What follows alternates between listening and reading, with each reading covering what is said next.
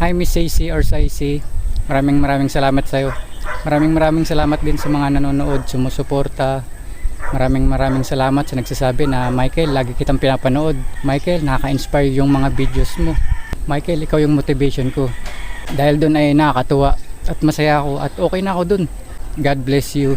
Guys, yung pinakalaban natin ay sugar. Pag sinabing sugar, hindi lang yung matatamis. Kasama doon yung kanin, tinapay, pansit, kanton at lahat ng pasta. Soft drinks, energy drink, pati juice. Lahat ng may kulay, inumin nyo na lang tubig at saka kape na walang asukal.